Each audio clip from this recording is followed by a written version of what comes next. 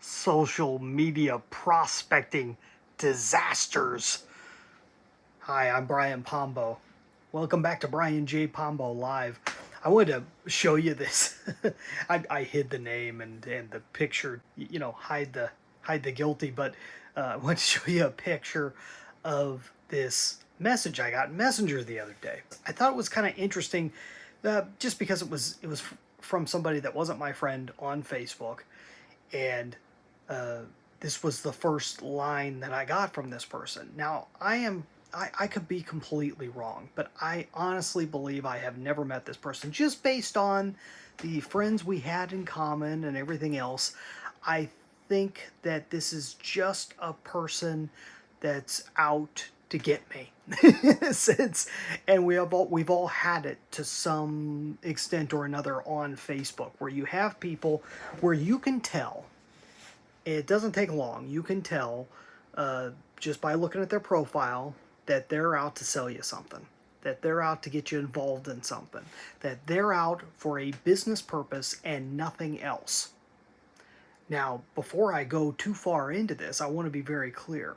I'm going to have a caveat to all this. I am all for social media prospecting in terms of business, but there's a way to do it, there's a time and place, and there's a way to treat people actually like human beings, as opposed to just another number, as opposed to just another pile of person you can toss spam on. Okay, and this is how it feels when you it feels dirty. And I'm a person that enjoys business, that understands the prospecting uh, uh, uh, piece of business, where you're looking for more customers, you're looking to create leads, you're looking for possibly someone to recruit for this or that.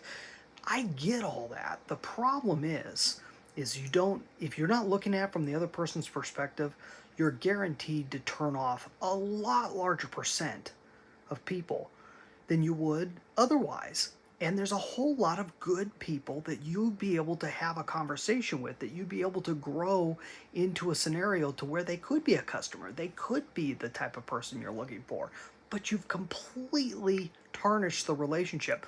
In fact, this person was asking to be a friend while at the same time sending me this message. And for those of you who aren't watching, he's basically asking me how the gas prices are out where I live. Without saying hi, without saying, hey, good seeing you here on Facebook. I mean, nothing. Just straight into how are the gas prices out west. And it threw me off, because I thought, okay, well, maybe I'll start the conversation. Maybe he's just not, socially all that good at Facebook and so forth. So I was about to interact, and then I went and looked at the profile. And the profile showed that he was selling a product to increase your ability to go, make your gas go further and so forth. Which it's probably a great product. He's probably a great guy. The problem is he started off on the wrong foot. He started off right out of the bag trying to sell me something.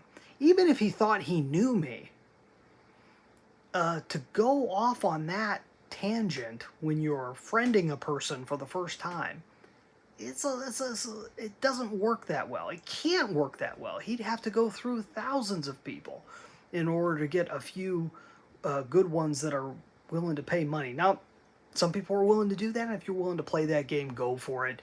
At the same time, you're going to be blocked and spam blocked and reported to the authorities at these social media companies, and that's the risk you've got to take, and you've got to weigh that. But for me, it's never been. It doesn't make me feel good being on the receiving end of that, and I would hope you wouldn't want to put people in that place either.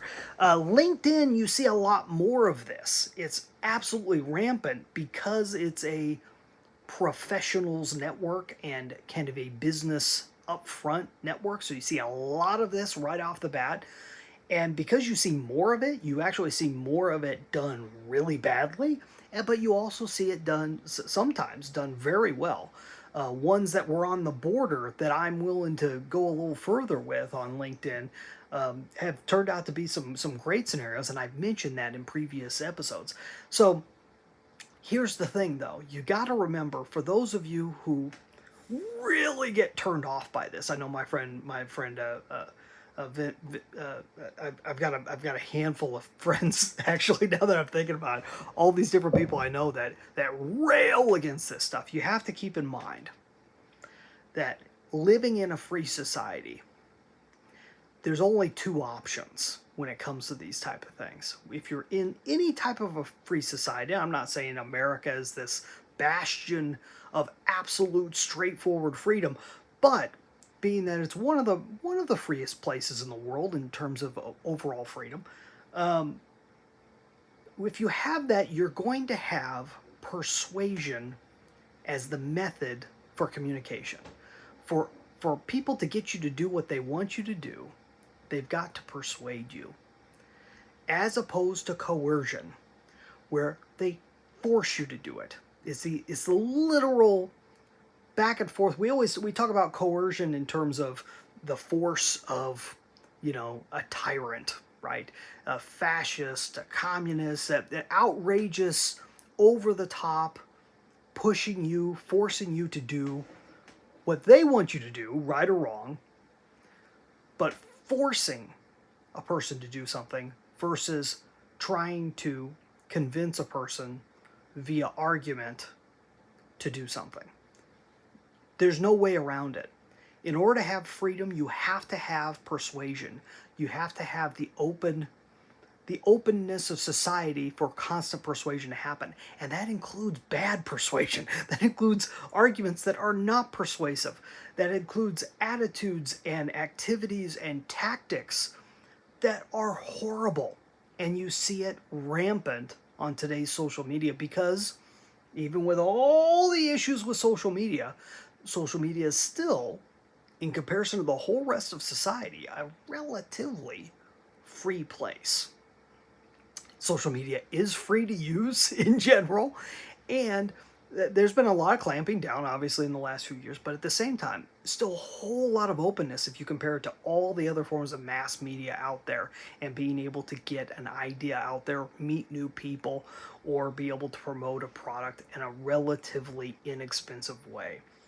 So with that in mind, you've got to be able to brush these things aside and not let it ruin your day, and realize that this is just part of the price of living in a free society, is dealing with people that really don't know how to communicate properly or bring people over to their point of view, or to encourage you to do what they want you to do through persuasion. So a little bit, I had to throw in a little bit of philosophy here to kind of balance everything out.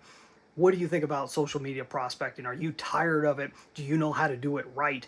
We'll talk more about the right ways of doing it. I've discussed it a lot here in the past, but we'll keep bringing it up, because I think it's more important for people to know how to communicate and how to bring up things the right way. So we'll talk about more of that in the future. One piece of that is content marketing, is giving a whole lot of value up front, so that people have time to get to know you. They have time to get to know you, like you, and trust you, right? And so I have a course, a beginner's course. If you're wondering whether content marketing would be right for you, you want to answer that question, go to contentmarketingquestion.com for my course on whether it's right for you or not. Contentmarketingquestion.com. We'll see you tomorrow. In the meantime, get out there and let the magic happen.